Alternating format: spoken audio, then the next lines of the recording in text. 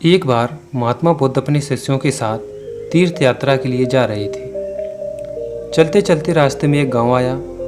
महात्मा बुद्ध ने कहा, आज का विश्राम इसी गांव में करते हैं। यह कहकर शिष्यों सहित उस गांव में चले गए। गांव के लोगों ने महात्मा को देखा तो बड़े प्रसन्न हुए और महात्माओं के लिए बहुत अच्छा आसन लगाया। सभी अपने अपने घरों से अच्छा पकवान बना कर लाए। रात होने पर सभी बच्चे, बड़े, स्त्रियां महात्माओं के पैर दबाने लगे और आराम से बैठकर ज्ञान की बातें सुनते रहे। सुबह हुई तो महात्मा बुद्ध ने गांव वालों से कहा, अच्छा अब हम चलते हैं, आप सभी हमें जाने की अनुमति दें। गांव वालों ने कहा, महाराज एक दिन और रुकिए। लेकिन महात्मा बुद्ध ने कहा, नहीं बच्चों, अब हम जाते हैं, कभी फिर आएंगे। यह कहकर महात्मा बुद्ध चलने लगे और चलते हुए महात्मा बुद्ध ने गांव वालों को वरदान दिया और कहा, सब के सब उजड़ जाओ।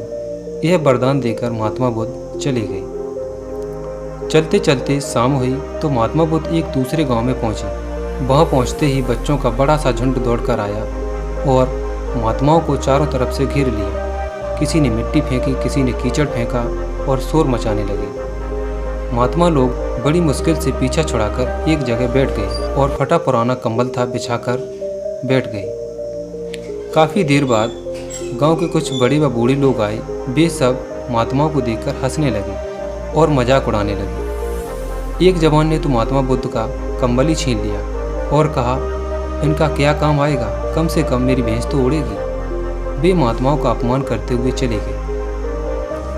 महात्माओं ने भूखे प्यासे रहते हुए बड़ी मुश्किल से रात बिताई। सुबह होते ही महात्मा चलने लगे और चलते हुए महात्मा बुद्ध ने गांव को वरदान दिया कि सब के सब बसे रहो।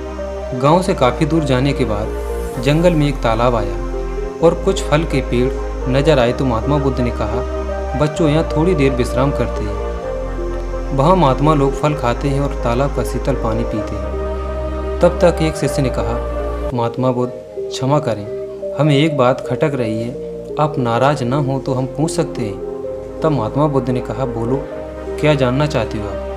शिष्य ने कहा, महात्मा बुद्ध, जिस गांव में हमारी अच्छी सेवा हुई वहाँ के कितने लोग अच्छे थे, उन लोगों को तो आपने वरदान दिया कि उजड़ जाओ, और जिस गांव में हमारा अपमान हुआ उन लोगों को तो आपने वरदान दिया कि बसी रहो। ऐसा क्यों महाराज? तब महात्मा बुद्ध बोले, देखो, पहले गांव में कितने अच्छे विचारों के आदमी थे।